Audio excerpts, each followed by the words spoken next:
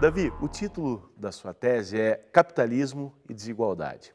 Normalmente, as teses de doutorado têm como título algo mais amplo, talvez tentando dar conta das referências teóricas, do objeto de estudo. Exatamente o que você estudou no seu doutorado, Davi?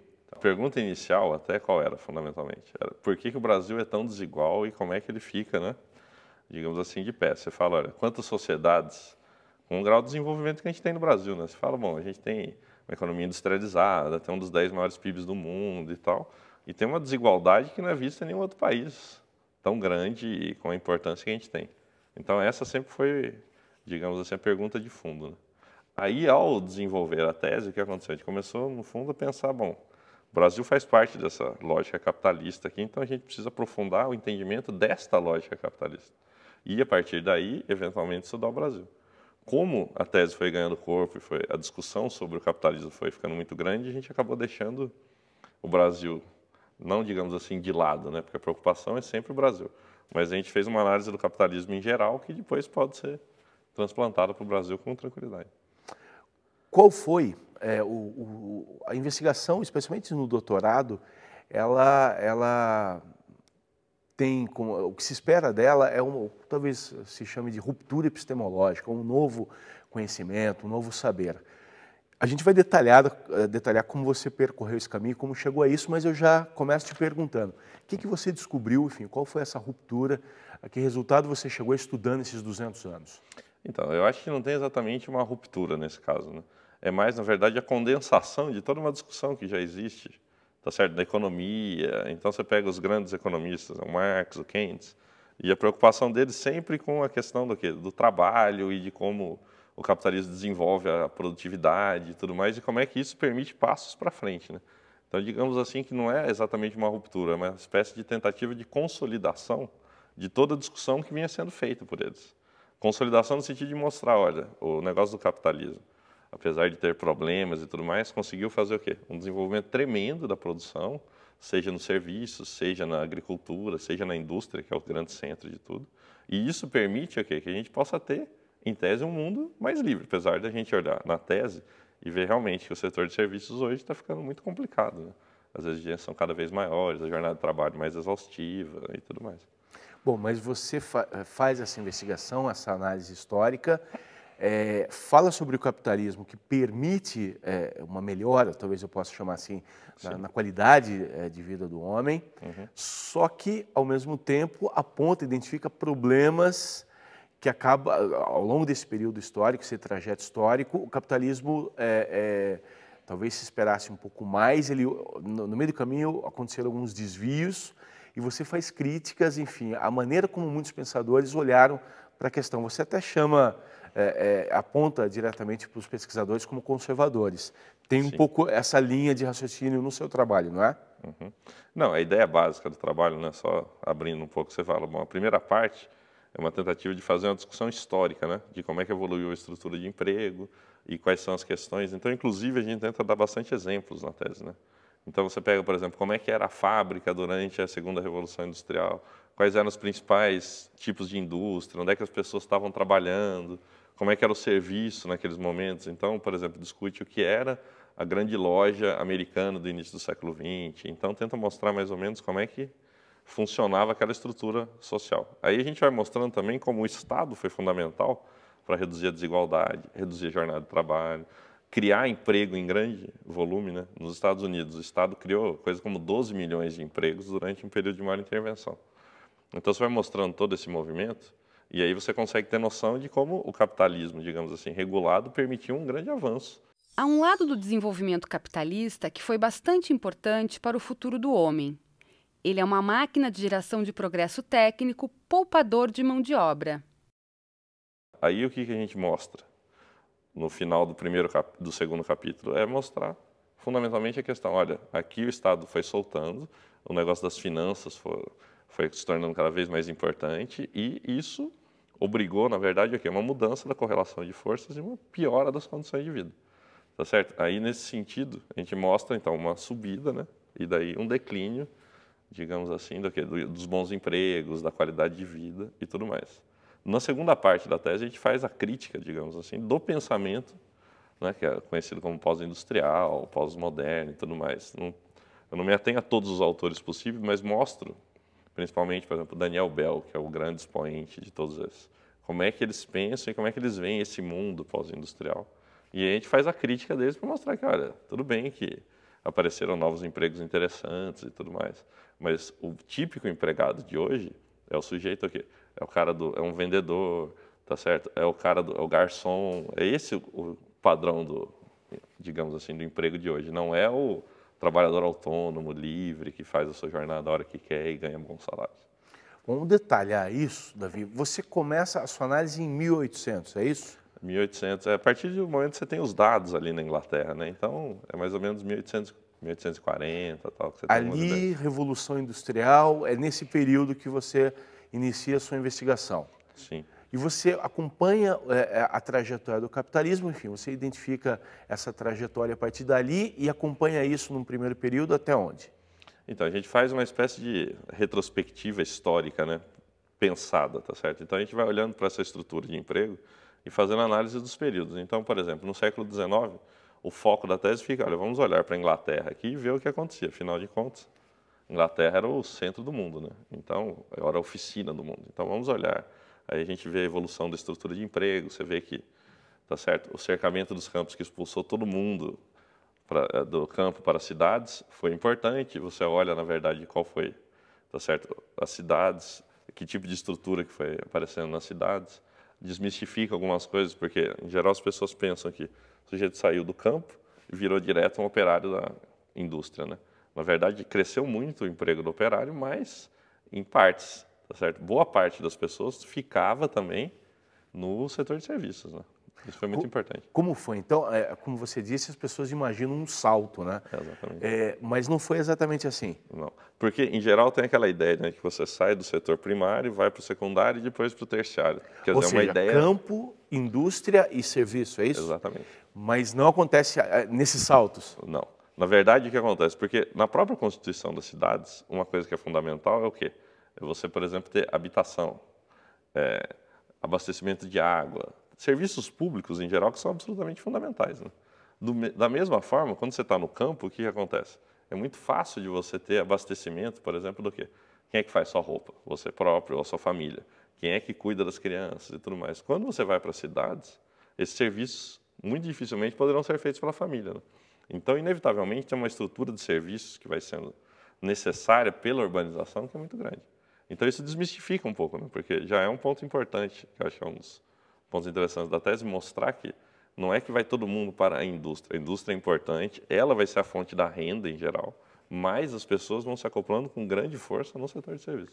Ou seja, o setor de serviço não sucede à indústria. Eles acontecem de alguma maneira concomitantemente. Exatamente. Tem uma parte dos serviços que o pessoal chama de serviços intermediários, que são serviços voltados à indústria, né? Então, o setor de logística, tá certo? Serviços, tá certo, legais, essas coisas todas, inevitavelmente, crescem com o crescimento da indústria. Mas esses serviços que eu estava nomeando aqui, que são serviços finais, eles também vêm junto, fundamentalmente, com a urbanização, né? Porque quando você olha para as cidades e para as indústrias, você sempre pensa que em grandes aglomerados. Então, uma indústria tem que ter 50 mil funcionários, você tem que ter uma cidade, né, que possa ter 50 mil pessoas. Bom, mas 50 mil pessoas tem uma série de problemas de segurança, habitação, transporte, cuidado com os dejetos e tudo mais, que exige uma quantidade enorme de pessoas também, né? Isso estava acontecendo em todo lado do mundo, ou especialmente em Inglaterra, e já temos os Estados Unidos também nesse processo? Então, quando a gente olha para esses processos de industrialização, o processo inglês é chamado de originário, né? Você olha para o processo de industrialização americano, ou tá certo, japonês ou alemão, o que você vê? Tem essa história de ser uma industrialização atrasada. Nesses lugares tem um processo semelhante, né? As pessoas vão se encaminhando para as cidades e isso vai exigindo uma infraestrutura mínima, né? Que pode ser melhor ou pior, tá certo? Você imagina que, por exemplo, dá uma industrialização muito rápida, o que começa a acontecer? Uma degradação das cidades, né? Então começa a juntar um monte de favelas, cortiços ao redor. Se você tem serviços públicos melhores, em contraposição, você evita essas coisas, né? Isso a gente está em que período ali? Então, a industrialização inglesa foi no século XIX, né? E esse período de industrialização atrasada da França, dos Estados Unidos, da Alemanha, dos Estados Unidos e do Japão, é ali a partir do fim do século XIX, né, que eles dão um salto bem rápido. E primeiras décadas já do século XX. Primeiras décadas do século XX. E aí nós chegamos nos Estados Unidos, nós temos, depois da quebra da Bolsa, tem o Roosevelt, o New Deal. Esse é um componente importante na estrutura capitalista? Então, a gente ali na discussão da tese fica principalmente com o capitalismo mais desenvolvido, né? Então a gente pega o caso da Inglaterra e depois passa para os Estados Unidos. Porque os Estados Unidos é o caso mais interessante, que é um país ainda maior e no qual o boom capitalista foi muito grande, né? Então você vê, por exemplo, a explosão das estradas de ferro, né, que é uma coisa fenomenal. Você olha para o Brasil hoje, a gente tem 30 mil quilômetros de estrada de ferro. Na virada do século eles tinham quase 300 mil. Você vê o boom de automóveis, de bens de consumo duráveis e tudo mais, já antes da própria Grande Depressão. Então você vê um negócio de grande força nos Estados Unidos, né? E aí é o caso, digamos assim, mais interessante para você analisar que tipo de estrutura dá num lugar mais desenvolvido. Tá certo? Então você vê uma estrutura que cresceu violentamente, as cidades cresceram muito rápido, o setor de serviços muito rápido e o emprego industrial nos Estados Unidos nunca passou de 25%, 26% do total. Ou seja, você vê que onde é que estão as pessoas? Elas já estavam nos serviços fundamentalmente. Tá certo? Só que com a Grande Depressão, em que a estrutura industrial afunda e o emprego também, evidentemente, afunda, a situação ficou muito difícil. E a solução, inevitavelmente, foi o quê? A criação de emprego público, tá certo? O Roosevelt, nesse sentido, com o New Deal, foi muito importante para evitar a queda dos preços, para tentar recuperar a economia e, mesmo assim, teve muitas dificuldades porque tinha muita oposição nos Estados Unidos, né? O que só permitiu que a recuperação americana fosse com a Grande Guerra, tá certo? Mas o emprego público foi o fator-chave para você incorporar as pessoas nos Estados Unidos, tá certo? O emprego industrial cresceu pouco e o serviço cresceu bastante. Onde é que cresceu o emprego no serviço? O emprego fundamentalmente do professor, do administrador da escola. Esse é o grande emprego que cresceu nos Estados Unidos. Qual era a situação para os trabalhadores, primeiro até ali a década de 30, com essa mudança que nós temos, e depois, o que ocorreu nessa mudança? O capitalismo realmente ele trouxe uma melhora, uma mudança impensável na vida das pessoas, da maneira como elas viviam ou não? Não, tem um impacto muito grande, né? Porque, por exemplo, nos Estados Unidos você teve esse boom dos bens de consumo duráveis, que inclusive foi muito importante, né, para depois permitir o quê? Que as mulheres, por exemplo, pudessem entrar no mercado de trabalho, né? Essa mecanização do lar foi muito importante, quer dizer, o negócio da geladeira, da máquina de lavar e todos os outros, né, eletrodomésticos que tiveram um grande peso e uma grande transformação na casa. Isso foi importante e aumentou a força de trabalho. Agora, o que é a questão fundamental? Os trabalhadores, eles tinham muito pouco. E eles viviam fundamentalmente com crédito para comprar essas coisas todas, tá certo? A desigualdade nos Estados Unidos era muito grande, muito grande. Aí o que aconteceu? Com o Roosevelt, você fez o quê? Medidas para cobrar impostos dos ricos, efetivamente. Então você fez uma verdadeira revolução, tá certo? Na distribuição de renda também, e na distribuição de riqueza. Se você olha para os dados que tem na tese, você vê que a distribuição de renda e riqueza era muito concentrada, ela sofre uma mudança muito radical nos anos 30. Nós temos, então, esses primeiros momentos do capitalismo, vem a quebra da Bolsa, o New Deal nos Estados Unidos, olhando bem objetivamente para os Estados Unidos, enfim, por tudo isso que o senhor detalhou. Acontece essa mudança, acho que eu posso dizer, estrutural nos Estados Unidos com o Roosevelt, vem as duas guerras. Na verdade, a Segunda Guerra é o outro marco. O que acontece? Como as coisas se transformam na economia a partir desse ponto? Então, na medida que você criou uma regulação muito grande, você criou um Estado mais forte, que empregava muita gente, você foi transformando muito a situação, né? O emprego público, que entre 1940 e 1975 saiu de 13,1% para 19,2% do total do emprego urbano, aumento de quase 50%, passou a expandir com menos vigor, perdendo 3% de participação no total do emprego desde então, apesar de ainda ser o maior empregador dos Estados Unidos. Porque a distribuição de renda já foi profundamente alterada, a distribuição da riqueza também. Os empregos foram se tornando empregos melhores, né? Porque se você, por exemplo, não desenvolve o Estado, onde é que as pessoas acabam se encaixando? Elas vão se encaixar no setor de serviços como no Brasil, você vê, olha, emprego doméstico. Nos Estados Unidos, quando você vai criando um emprego muito grande, como professor, como administrador, tá certo? Você vai criando um espaço importante para as pessoas se encaixarem, tá certo? Nesse sentido, a educação acaba ajudando bastante. Os Estados Unidos, eles fizeram, tá certo, um grande esforço educacional. Você tem a educação lá a mais avançada, né, que você tinha em massa, né, tá certo? E aí você permite aqui que o sujeito estudando, ele consiga ir progredindo, né, na vida. Ele consiga, por exemplo, virar professor, seja da escola primária ou secundária, e isso foi um passo fundamental. Então, no pós-guerra, você vê uma economia completamente diferente, né? Uma economia muito mais estruturada, urbana, com as pessoas trabalhando nos serviços, fundamentalmente públicos ou não públicos, mas com melhores salários, com jornadas de trabalho muito menores, né? A jornada de trabalho no início do século era coisa de 60, 70 horas semanais. Ela cai para 40 já no início dos anos 40, né? Então, isso é uma redução de mais de 50%, né? Bastante significativo. Em 1944, sendo concluído um pouquinho depois da guerra, nós temos o Bretton Woods, de onde surge o FMI, por exemplo. Isso muda, de alguma maneira, a economia nos Estados Unidos e no mundo? Isso muda bastante, né? Porque vem na mesma linha dessa regulação que já vinha sendo feita nos Estados Unidos, né? Isso não era o melhor dos mundos, não era exatamente da forma que, por exemplo, Keynes havia pensado aquilo, mas teve grande importância e foi uma forma de regular as finanças e o comércio no mundo para conseguir abrir espaço para que você fizesse políticas, por exemplo, aqui, de intervenção na economia, política de gasto, de contratação de pessoal. Isso foi permitido graças a esse acordo. Foi fundamental. Quando as coisas começam a se alterar e essa ideia de um Estado maior começa a mudar e a defesa de um Estado menor, com menor intervenção e com a economia regulando os aspectos? Bom, isso no final dos anos 60 começa, né, a perder força, né? Esse acordo de Bretton Woods começou a ter uma série de problemas, tá certo? Que eram muito claros ali, que era o problema do dólar ser moeda internacional, ele tem uma paridade fixa com o ouro e vários outros problemas que na literatura todos são muito conhecidos, tá certo? Esses problemas se juntam o quê? Com uma desaceleração que inevitavelmente tinha que acontecer, porque a economia nos países centrais, nos Estados Unidos e na Europa, cresceu muito rápido, investiu muito, então havia um sobreinvestimento em muitos setores, né? E o setor financeiro começou a ganhar força novamente. Então a pressão pela desregulação, pela volta do mercado como organizador social único, ficou muito grande.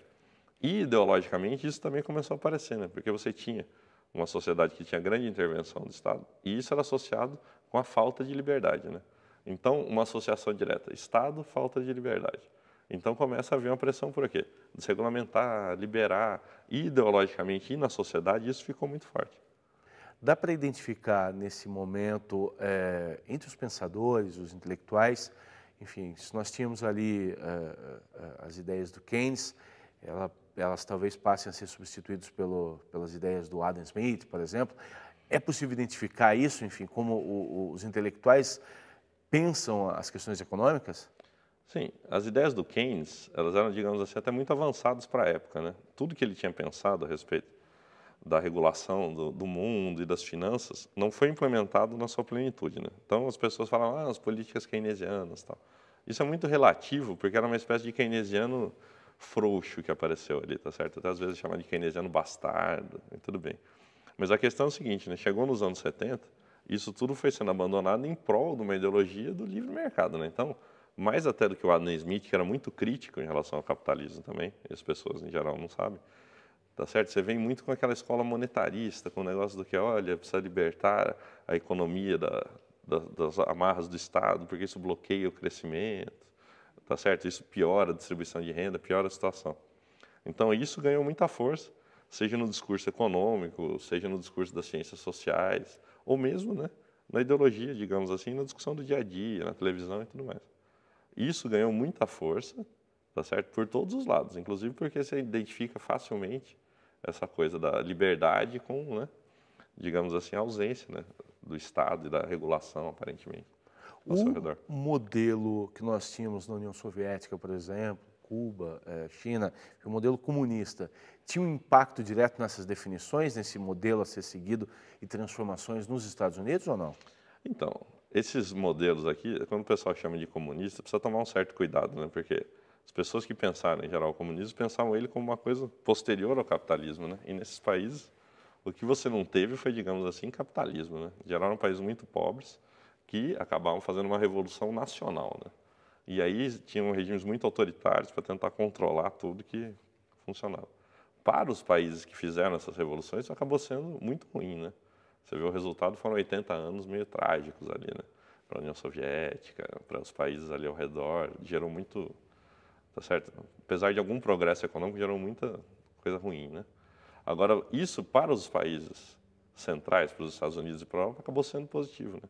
Porque era uma ameaça ao sistema vigente que exigia, digamos assim, reformas no capitalismo, né? Isso acabou sendo muito importante para essa criação do emprego público, para as políticas sociais, para a distribuição de renda. Bom, a gente chegou, a crise começa ali década de 60, já século XX, enfim, essa alteração de modelo de um Estado maior para um Estado menor acaba sendo implementada de fato e a gente passa a viver esse novo modelo a partir de quando e qual é o próximo passo depois disso? Então, essa história digamos assim, do Estado mínimo, não interventor, começa no final dos anos 70, né? Que aí você tem uma espécie de crise aberta que, no fundo, vai chegar essa crise de 2008, né? Mas essa história que o Estado é mínimo e tudo mais, também tem que tomar com muito cuidado, né? Porque o peso do Estado na carga tributária, por exemplo, pela carga tributária é muito grande, tá certo? O peso do Estado na intervenção dele é muito grande. Então, a maior parte dos interesses privados, inclusive, passa pelo Estado, seja pela regulamentação ou seja pelas benesses que ele concede, tá certo? Mas, digamos assim, que o Estado foi deixando a economia funcionar mais livremente. E isso foi sendo o quê? Terrível para as estruturas sociais, tá certo? Porque você teve uma revolução tecnológica tremenda, que foi a terceira revolução industrial, o emprego industrial foi sendo moído definitivamente, e aí o que sobrou para as pessoas? Foi sobrando, na verdade, o quê? Empregos num serviço que é cada vez mais degradado, né? Você vai aumentando a concentração da renda, e o que vai acontecendo? As pessoas vão se encaixando, de certa forma, o quê? Através da desigualdade, tá certo? Se eu ganho muito dinheiro e as pessoas ganham muito pouco, qual que é a consequência disso? Eu posso, eventualmente, ter um cara para passear com o meu cachorro, eu posso ter outro para limpar a minha casa, outro para ser meu motorista, e assim sucessivamente. Então, eu vou criando uma sociedade muito polarizada ao mesmo tempo, né? Isso foi sendo uma coisa muito, né, severa. Após décadas de grande ascensão das condições de vida nos países desenvolvidos, a volta do liberalismo recolocou a liberdade do capital acima das conquistas sociais e liberou as tendências mais destrutivas do capitalismo, que haviam sido mantidas sob controle social durante o pós-guerra. Bom, então nós vivemos ali um momento que, pensando do ponto de vista do trabalhador, da qualidade de vida, ele se aproveita dos benefícios do capitalismo até ali a década de 60 do século XX, e aí há essa, não sei se posso chamar assim, uma transformação, uma mudança. E ali, enfim, nós temos uma nova realidade para o trabalhador, pode-se dizer assim. Enfim, ele passa, enfim, os ganhos que ele tinha conseguido no período anterior acabam sumindo ou se alterando. Sim. Os estudiosos do tema, inclusive, estão comparando esse período dos anos 70 para frente e todas essas transformações revolucionárias que ocorreram, né, o peso do computador e tudo mais, estão comparando isso com o impacto da fábrica no século XIX, tá certo? É uma mudança de grandes proporções que alterou radicalmente a sociedade, só que tem se comentado muito pouco sobre isso, tá certo? Você fala, olha, o sujeito que estava no campo veio para trabalhar na fábrica ou nas cidades, isso foi uma mudança revolucionária. Hoje, o que acontece com o sujeito? Ele vai trabalhar onde? É uma mudança de grandes proporções e que, digamos assim, ficou meio obscurecida nos dias atuais, que é importante ser comentada, né? E agora, qual é o passo seguinte, professor? Então, Rodrigo, eu acho que um dos problemas fundamentais hoje, que está ficando muito claro, você pega na Europa e mesmo nos Estados Unidos após a crise, você vê o quê? É o problema do emprego. Esse virou um problema hoje decisivo. Como a gente acabou com o problema do desemprego no século XX nos Estados Unidos e na Europa? Com o emprego público. Isso está, acho que, fora de questão hoje, né? Então, como é que a gente vai tratar desse problema? Você olha para a Espanha com 20% de desemprego, os Estados Unidos com desemprego de longo prazo, ou a medida mais ampla, chega a 15% da população. Você fala, olha, é uma situação muito grave. Como é que você vai criar emprego para todo mundo? Isso é muito difícil. Se a gente partir para medidas semelhantes às do século XX, vai ter que ser uma mudança muito grande. Porque o que se fez no século XX? Você reduziu a jornada de trabalho drasticamente. Você fez o quê? Você aumentou esse emprego público com grande força. Você tirou pessoas do mercado de trabalho, em cima dando aposentadoria, embaixo dando mais escola.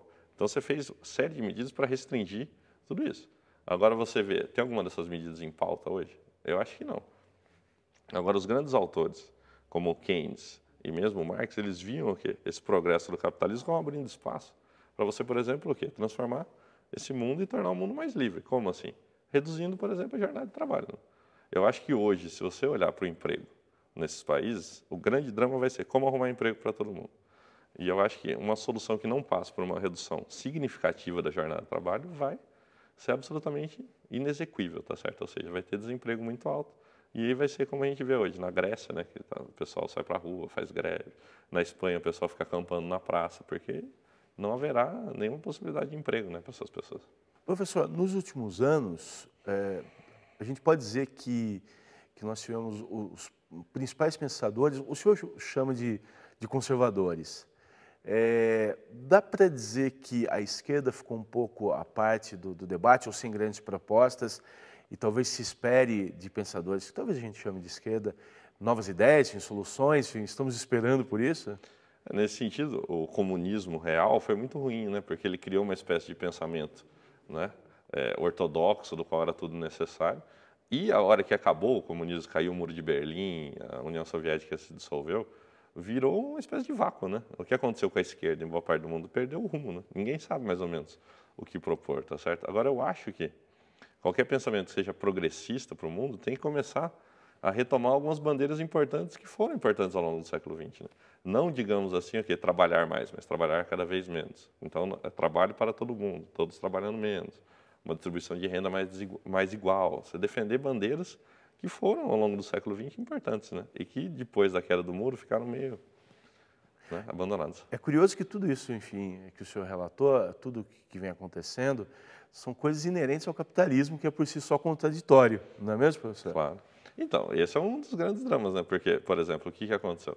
Esse desenvolvimento tremendo do capitalismo leva, inevitavelmente, ao quê? Ao caminho da, digamos assim, financeirização, né, ou dominância financeira, e esse é um caminho altamente contraditório que leva a crises selvagens, né?